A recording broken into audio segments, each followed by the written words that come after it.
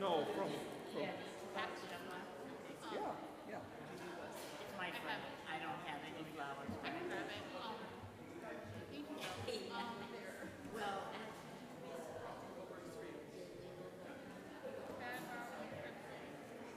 Because it goes right from the choir to the. I'm doing a welcome, and I'm then doing Palestine for this year. and then you're doing Master for all 8. And then ritual.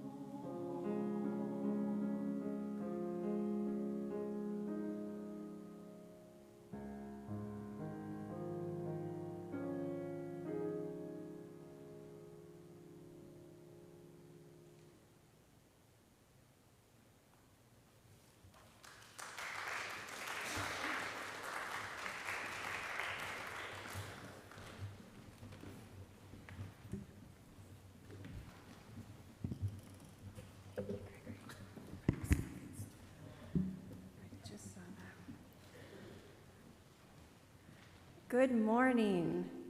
Welcome. Welcome to Olympia Brown Unitarian Universalist Church. Welcome to everyone joining us this morning here in person and those that will be joining us in the future online or right now online. Good morning. My name is Jen Simpkins. My pronouns are she, hers.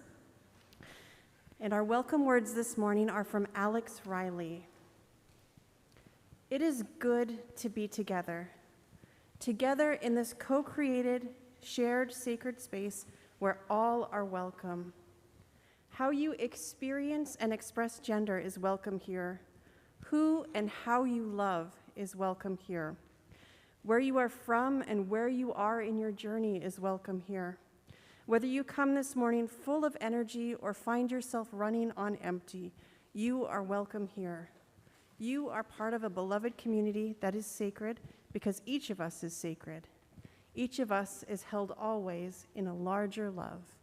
It is good to be together. My name is Alex Riley. My pronouns are they, them. And we begin our service this morning with a shared ritual of lighting our chalice, the symbol of our Unitarian Universalist faith. This morning, our words are by Jennifer McLaughlin. As the first hint of green begins to peek through the barren ground, that little sprig grows into a healthy stem as the stem grows into a stalk and forms a bud, as the bud slowly opens with each new day to form a yellow daffodil. Let us be like that first hint of green, renewed by the warmth of the sun's rays and ready to emerge with new energy, ready to face the day. We light this chalice to bring a glimmer of that warmth into our space.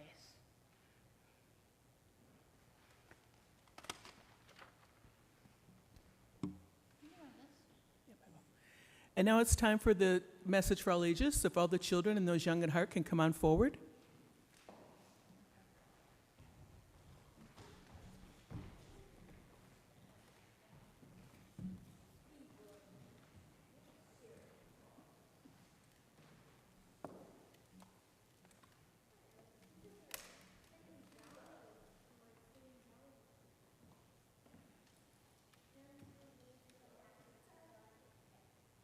This morning, after the message for all ages, we're going to have the flower ceremony.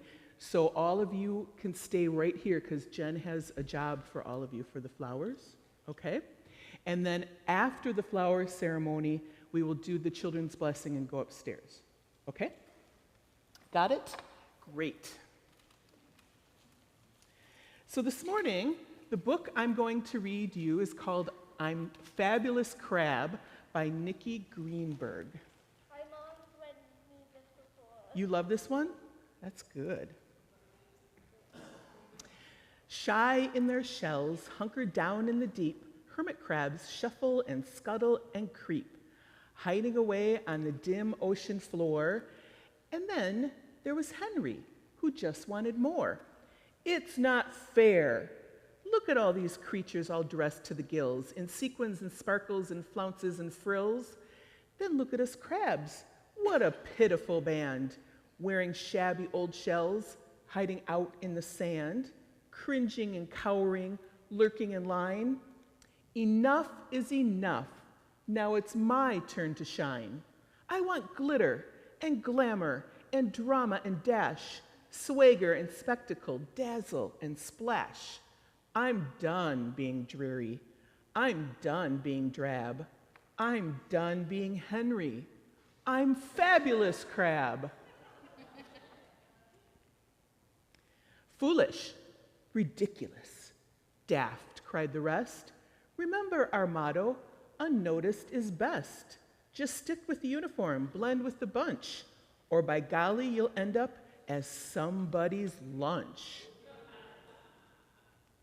Was Fabulous frightened? Did Fabulous quail? Did he shrink in his shell like a sniveling snail? Not he, not a bit. Fab set out with a will to make his new outfit more fabulous still. A shipwreck, Fab shouted. Oh, this is like Christmas.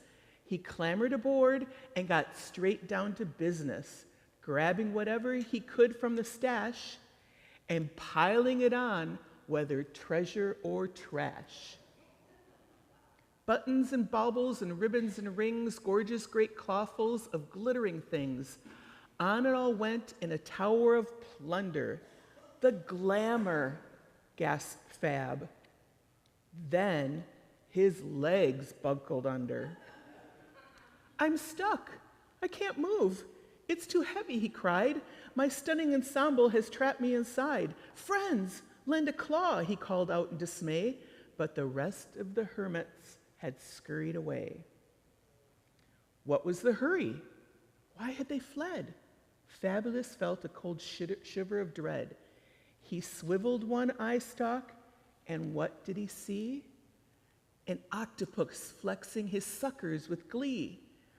I'm finished, Fab whimpered. The others were right. I should have dressed down, or I should have dressed light. Two terrible tentacles reached out to grab. Get your slithering hands away from that crab. Otto backed off. Oh, I don't want to squabble. Not with the shark. Please, go on and gobble. What? Eat it? Shark sputtered. That's no mere crustacean. It's sculpture, you clod. It's an art installation.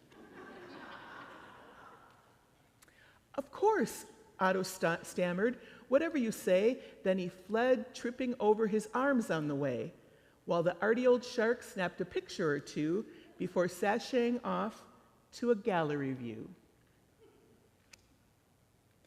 With all of the predators gone from the premises, jubilant crabs crept out from their crevices. Fab, you're a genius. Fab, this is grand. It's heavy, groaned Fabulous. Give me a hand. So each of the hermits took some of the loot, and to their surprise, well, the stuff did look cute. Maybe, just maybe, a bright bit of bling wouldn't be such a calamitous thing. Look, here they come, unabashed, unafraid, a joyous procession of art on parade, and leading the pack like a glittering guide struts Fabulous Crab, full of bursting with pride. Okay, stay here.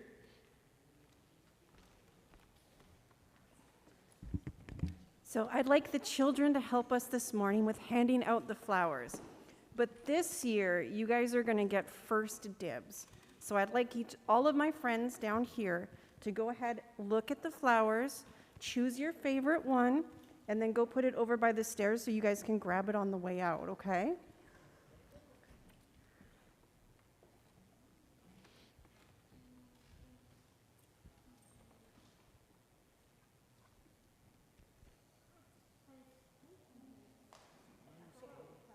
Ooh, you guys have some beautiful ones. Good choices.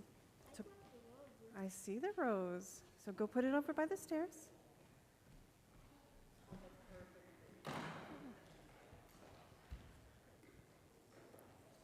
Okay, so once you have your favorite one picked out and put over by the stairs, you can go ahead and grab a handful, and we're going to hand them out to our friends out in the congregation, okay?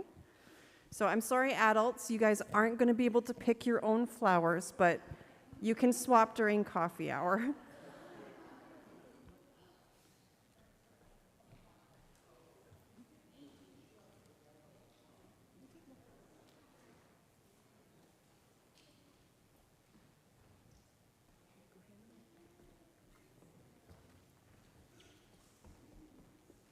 Okay.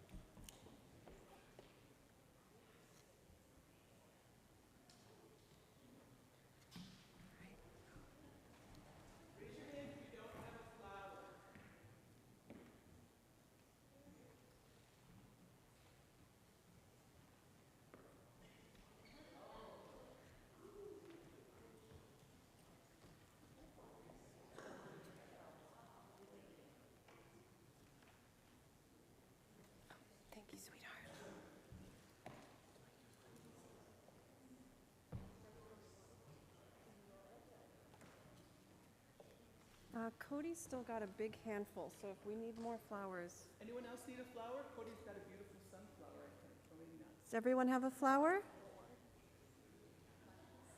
Okay. Okay, I think we're good.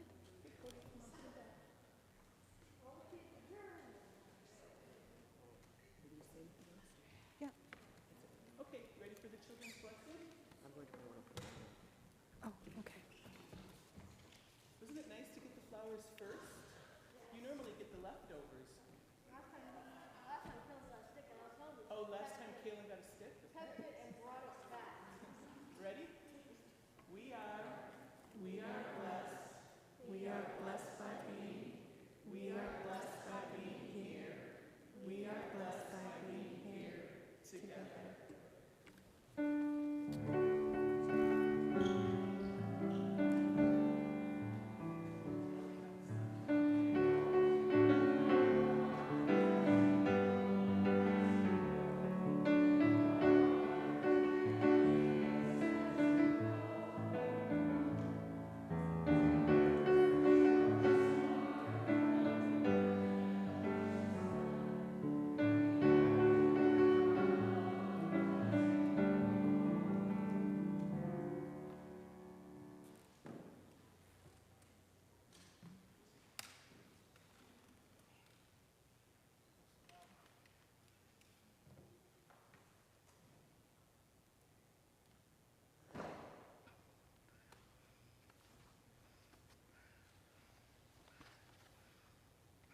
All right.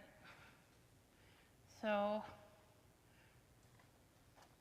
I would like to continue our ritual today by us holding our flowers, our nature objects gently in our hands, or placing them where we can clearly see them. Let's take a moment to really look at them. Notice their texture, their color, weight, its unique characteristics. Each of you was given something different from our altar. Different flowers, stones, sticks. Some have delicate leaves, others vibrant flowers. Now look around you, if you feel comfortable doing so. See the beautiful variety of the objects held by your neighbors. Like us, no two are exactly alike. Now, return your attention to your own nature object. This piece of nature carries ancient wisdom. It has weathered storms, known sunshine, felt rain. It has existed exactly as it is without apology, without trying to be anything other than its authentic self. As you hold this object, let it remind you of your own sacred worth. You, too, are part of nature's magnificent tapestry. You were drawn to this congregation, to this moment, not by accident, but by the same magnificent force that shapes mountains and guides migrating birds. Your presence here matters. Your unique perspective, your questions, your doubts, your hopes, your struggles, your joys, all of it contributes to our beloved community in ways that only you can. Feel the weight or the lightness of your nature object. Let it ground you in this truth. You belong here exactly as you are. Not as who you think you should be, not as who others expect you to be, but as the beautifully complex, ever-growing person you are right now. In Unitarian Universalism, we affirm the inherent worth and dignity of every person. Let your nature object be a tangible reminder of this sacred truth, not just as a belief that we hold, but a reality that you can feel in your hands.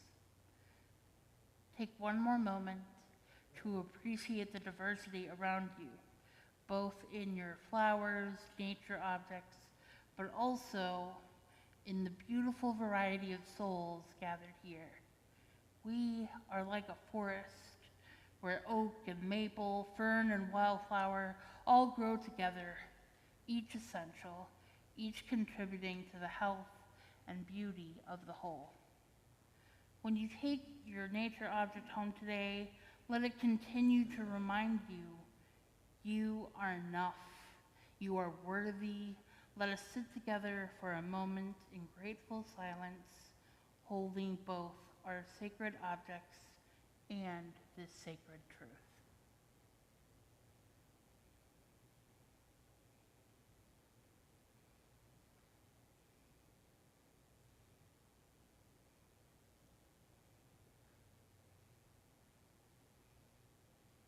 Blessed be.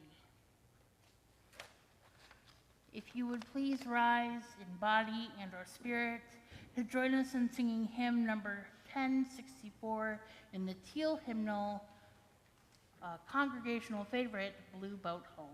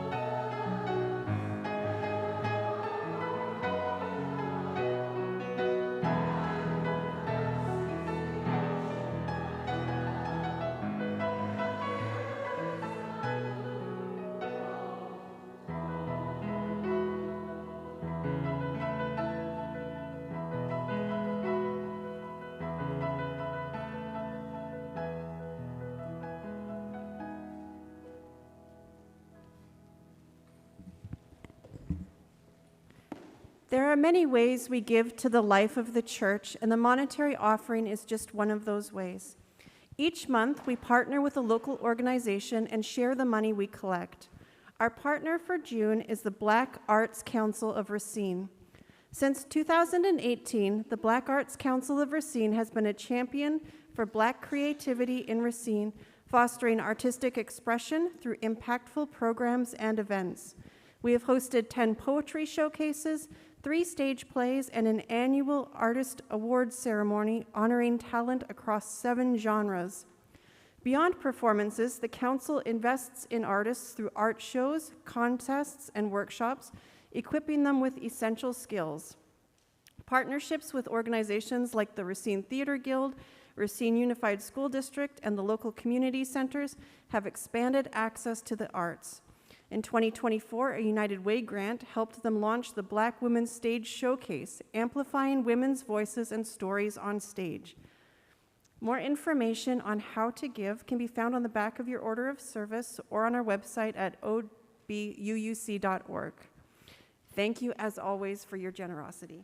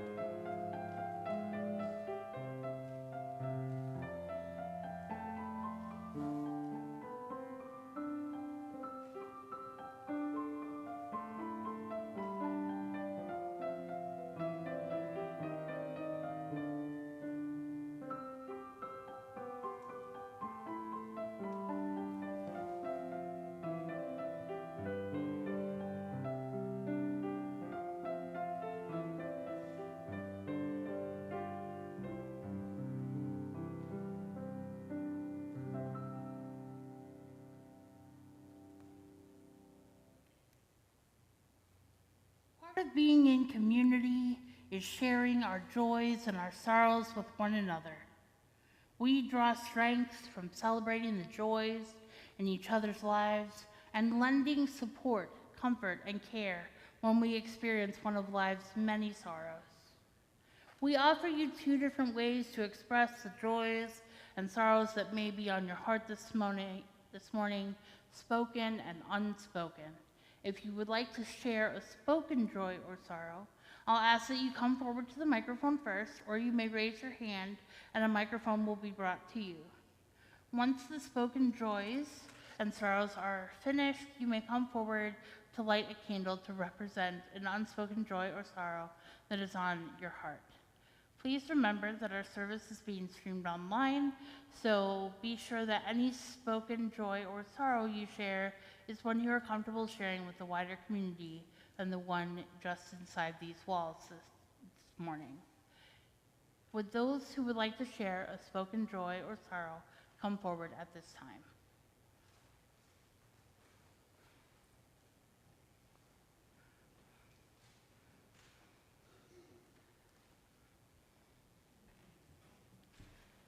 Good morning. I would light a candle lit for our Good Shepherd, Shirley Reynolds, who's been in the hospital almost for a week and leaving the hospital hopefully within the next day or two and headed to a rehab center. So please light a candle and send your thoughts to Shirley. Thank you. Hi, I'm Joyce Firebaugh. I have a joy and a sorrow today. Exactly 1 year ago, my grandson, my wonderful, wonderful grandson, 22 years old, had suffered with mental illness for 10 years and couldn't handle the dark thoughts he was experiencing anymore and took his life. I could not have gotten through this without my two families, my immediate family and my church family. You guys were wonderful for a year. Keep it up. But the joy is that over Memorial Day, our very small immediate family went out to my son's farm. It was his son that committed suicide. and planted 160 trees in memory of Max because he loved certain kinds of trees. And we planted those trees in 2 acres of his father's farm. And I know Max would love it. And thank you, guys.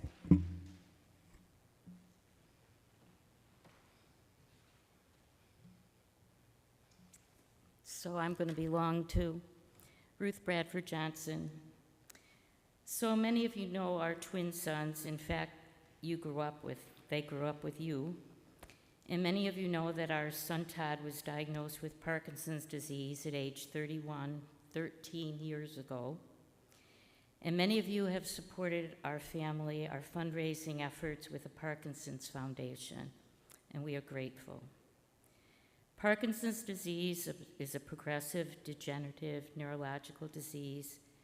Todd remains able to work, to care for his family, his 3 kids, and enjoy life, but he continues to need more and more medication to have this life.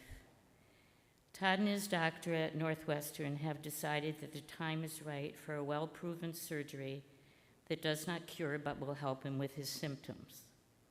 So on July 14th, Todd will undergo deep brain stimulation surgery, or DBS. This is a surgery that puts wires into his brain and then has a transmitter that helps those wires sort of with his symptoms that he has. I'm scared and I'm hopeful. I ask for your prayers, your positive energy, and the continuation of the support of you, my church, that you've always given me. Thank you.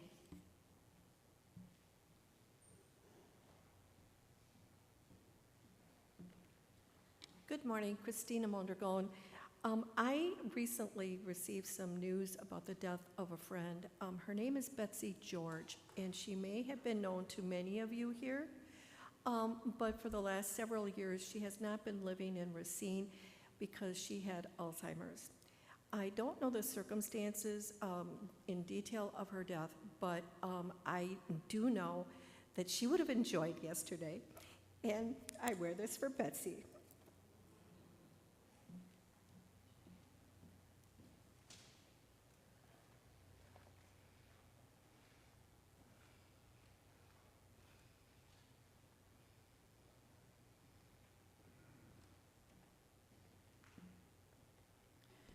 I'm Rachel Choba. I had the great pleasure and joy of joining over 1,000 people in Racine that assembled for the No King's Day on the corner of 31 and 20. It was amazing, and there were protests bigger than this all over the United States. So I'm praying that our communities can rise above the tyranny of our present administration.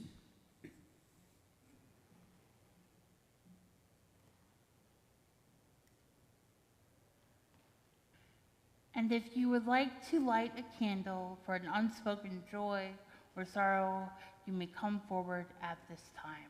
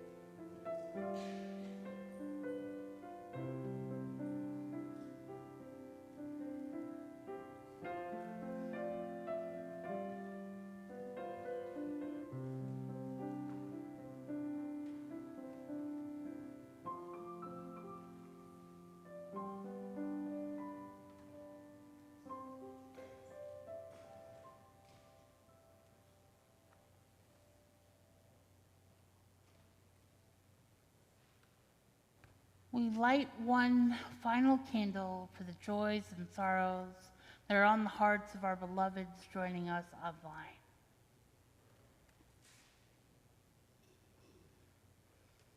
There is a love holding us always. May we rest in that love. Amen and blessed be. You are all invited to join in singing There Is a Love.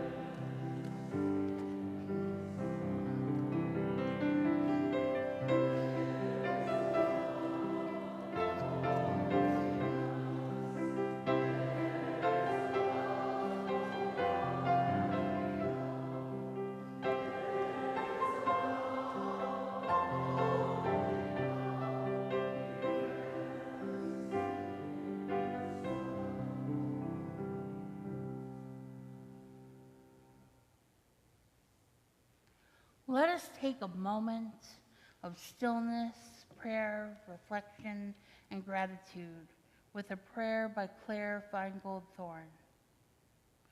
Let us give thanks for a bouquet of people.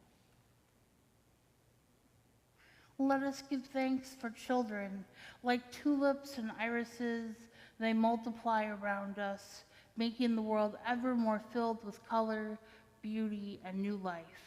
May we bless them as they replant themselves even further from us, knowing that they need their own space to grow into. We give thanks for generous friends, as constant in bloom as echinacea, whose gifts lift up our body and our spirit. We give thanks for feisty friends, as indomitable as geraniums, and for continuous friends who, like bittersweet and ivy, hold on and never let go and can never be gotten rid of. For crotchety friends, as prickly as rose bushes, their beauty a secret that is only discovered through careful gardening. Wait. Hey. For surprising friends, who at first glance seem dour, and then they blossom into joy as quickly as forsythia. For funny friends, silly as snapdragons, and serious friends, complex as chrysanthemums. For comfortable friends, their gentle presence as soothing as the sweet smell of lilacs. For stormy weather friends who stand by us in hard times, like lily of the valley that cannot be deterred by shade or shadow. For old friends nodding like sunflowers in the evening time, and young friends coming on fast as flocks. For friends as unpretentious as dogwood, as persistent as pachysandra, as steadfast as azalea, and who, like snowdrops, can be counted on to see through the winter and remind you that spring always comes. For loving friends who wind around us like wisteria and embrace us despite our blights, wilts, and witherings. And finally, for forget-me-not friends, gone but never forgotten, their beauty lives on in our memories and hearts. Oh, yeah. For this bouquet of beautiful people who brighten our lives, each in their own way, we give thanks. Amen.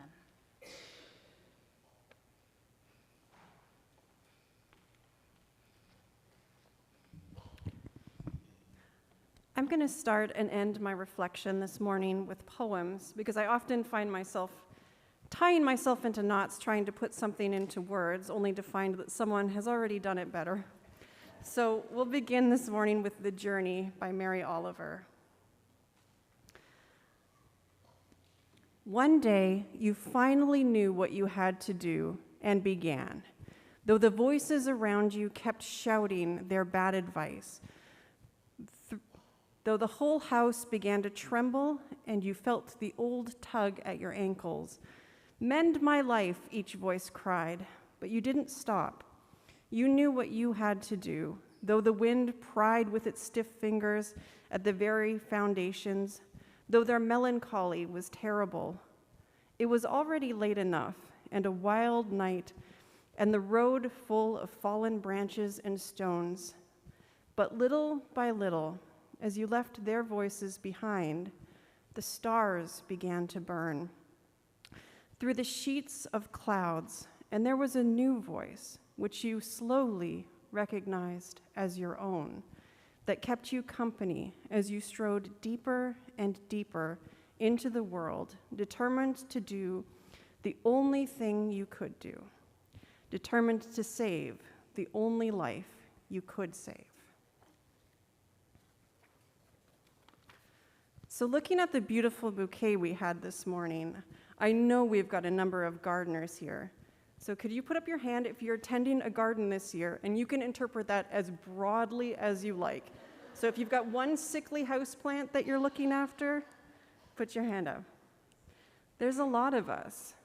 How many of us have planted something only to have it completely overrun the space we envisioned it being in? Maybe a creeping varietal, or God help you, mint. I've got some oregano that I tossed out of the garden, which has now overtaken the grass in that one part of my lawn. It makes mowing very fragrant.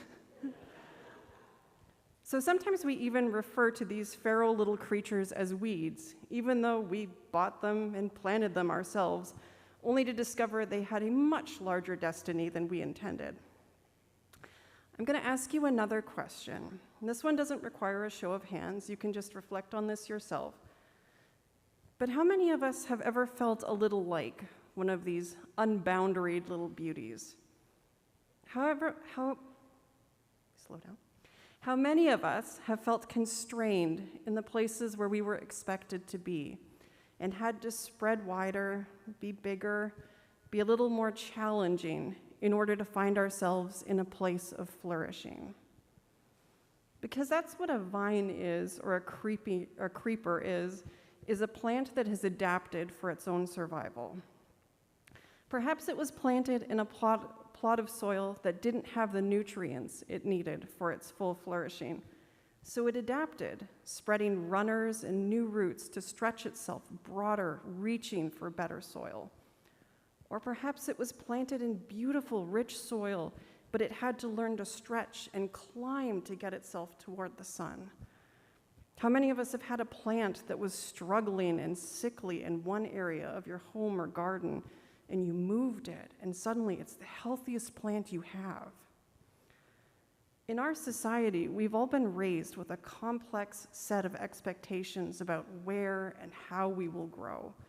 We call them things like gender and sexuality and ability and race and age, and they all come with an inherent set of rules: how you should dress, how you should act, what you are and are not allowed to do. And many of us, much like vines and creepers, have had to learn to adapt, to move beyond these limited garden plots, to find the sun, to find nourishment, to find ourselves in full flourishing. Some of us in this congregation may still be struggling in a garden where we're merely surviving, afraid of what it might mean for us to stretch beyond the boundaries of the expectations that have been placed upon us. What might people think? How will they treat us? Will they call us weeds? And so we come to church each year and celebrate Flower Communion, not only to celebrate the diversity of our gathering, the uniqueness of each person, much like the uniqueness of each individual flower, but also to affirm that there are no weeds here. And whether your wholeness has fully flowered or it is still just budding, there is space for you here in our garden. And I think that is a particularly important point to emphasize, is that not only is growth welcome here, but it is important, not just to your own flourishing, but for all of our flourishing. Because while the metaphor of flowers that we've been meditating on today, some may even argue abusing today, while the metaphor does have a lot of parallels to our humanity, there's one big difference between us. And that difference is that a vine doesn't need to see another vine to learn that it is allowed to stretch. But as people, so often we don't even know to ask if we're allowed to expand beyond social concepts that constrain us unless we see someone else doing it first. It's a thrill to see someone embracing their authentic self, and that authenticity allows us to question and challenge how we see ourselves. As written in part of a beautiful Facebook post by Jess Wilson, the author behind Diary of a Mom, the best way to encourage others to be who they are is to be who you are.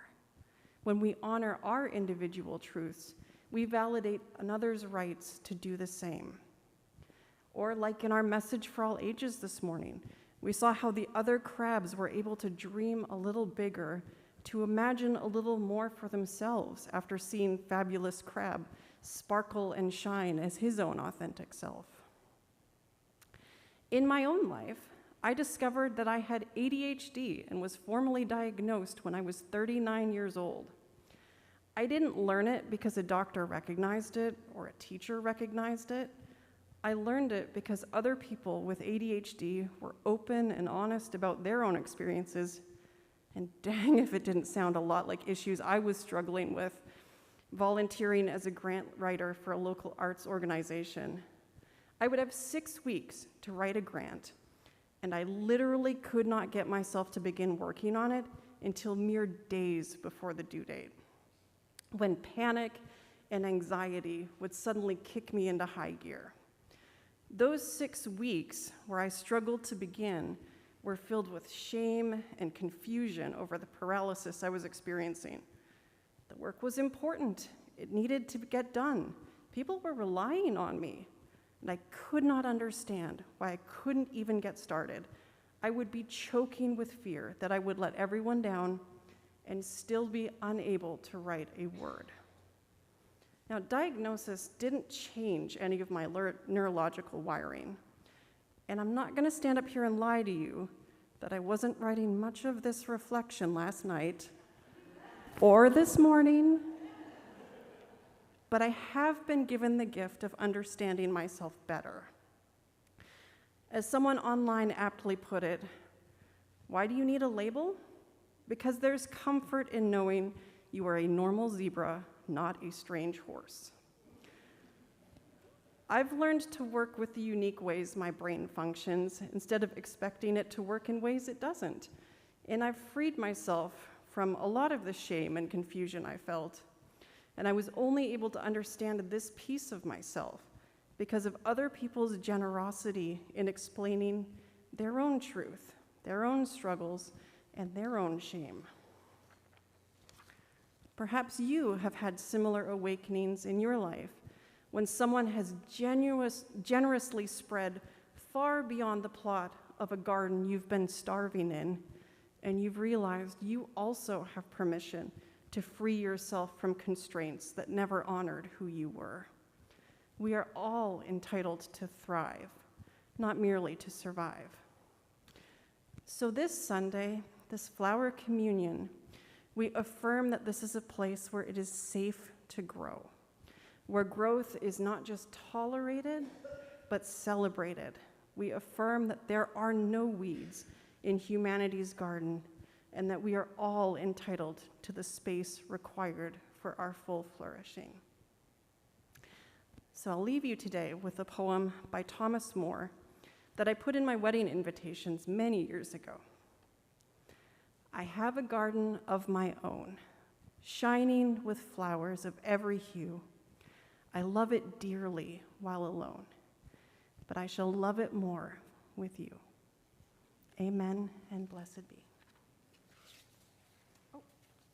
If you could rise in body or spirit and join us in singing hymn number 38 in your gray hymnal, Morning Has Broken, number 38.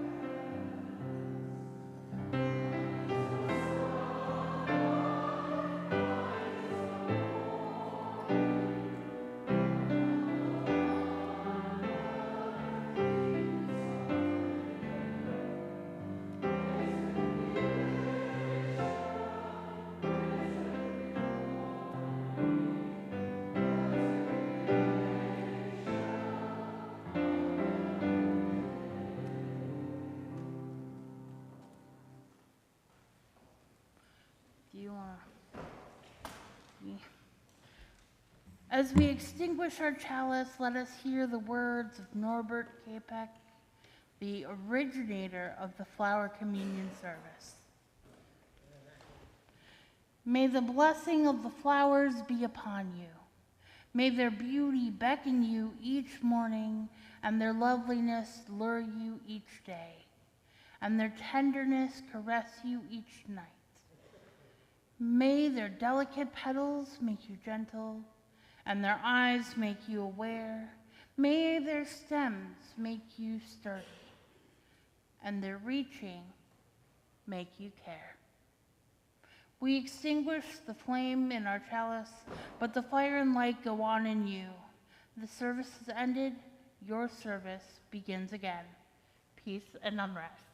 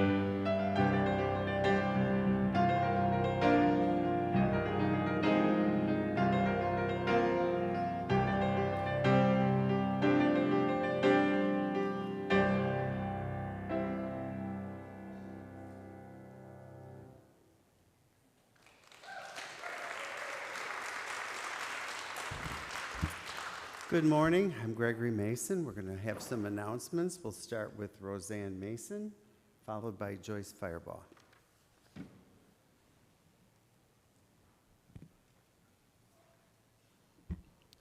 Good morning. Roseanne Mason, she, her, hers. On Sunday, June 29th, that's 2 weeks from today, the City of Racine and the LGBT community is hosting a Pride event at noon at City Hall. The 8th Principal Committee and the Social Justice Committee invite and encourage you to attend this event. As most of you know by now, the LGBT Center has closed, but we all know that the LGBT community needs our support now more than ever.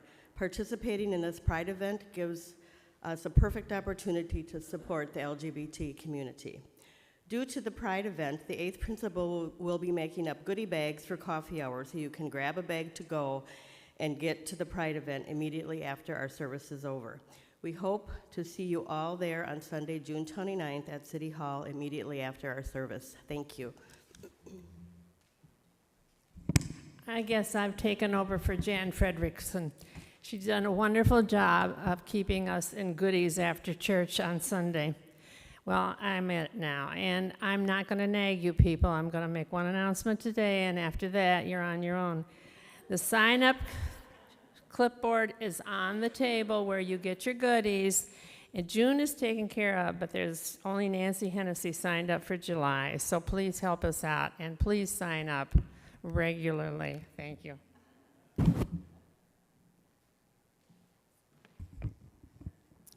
There will be an interfaith silent vigil at Brian Stiles' office tomorrow, 9 a.m. at the Racine County Courthouse. This event is co-sponsored by Rick and Kenosha Racine Quakers, calling on him to reflect on his role in policies affecting social services, immigrant families, and democratic values. Participants are encouraged to bring signs or symbols of their faith. There is a town hall on community issues Saturday, June 21st from 2:30 to 4 p.m. at Starbuck International School. Representative Brian Stile has been invited to hear directly from his constituents.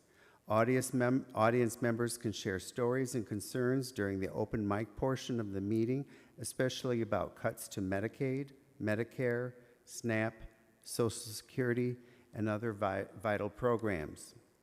If Representative Stile declines, a panel of Racine community leaders will respond and discuss the concerns shared by the audience. This has been organized by Unity Racine and a group of concerned citizens. There may be some flyers in Erman Hall, I'm not sure, or contact Diane Lang or Sonali Knotek. On Tuesday, there will be 2 chances for you to learn about issues and give input to our OBUUC delegate for the UUA's General Assembly vote happening next week. The vote will decide the Congregational Social Justice Study and Action issue for the next 4 years: housing and homelessness, abolition and the prison military industrial complex, and fat liberation and the discrimination against heavy people are the 3 choices. Come to First Presbyterian Church at 2 p.m. Tuesday, June 17th for in-person, or join us at 6:30 that evening for a Zoom meeting. The link is in today's Sunday service email. There will be no unifier email during the months of July and August. Also, there will be no service here next Sunday, and there will be no Zoom coffee hour that day. You will be able to stream the service from General Assembly from home. The link is in today's email. Further to, I think Roseanne, you mentioned Shirley, I have an update. She's likely going to be transferred to the rehab unit at Ascension this next week. Right now, it is requested that people refrain from calling, visiting, or texting her. Cards are welcome, sent to the house. Shirley lives with her daughter, Debbie, who has MS, who deals with mobility and balance issues. She is asking for help with decluttering after water damage to the floors. This may involve moving some things to the garage or taking them for donation. Debbie is hiring someone to do the heavy lifting and cleaning. If you don't have Debbie's number, see me or reference one of the recent emails sent by Jane Steffens, our acting coordinator for the Good Shepherd Committee. For more information and details about some of these announcements, along with others and community announcements, see your monthly and Sunday emails. Thank you to our volunteers today, our ushers, Nancy Hennessy and Teddy Winnett, our Zoom host, Mary Graham, our coffee hour hosts, Claire and Fred Cross, and Chris Gasick, and to Kaylin Simpkins, who helped out on camera during the prelude. That's all. Oh, please join us for coffee hour in Erman Hall. For those on YouTube, you can log into Zoom for your coffee hour. The link is in today's email.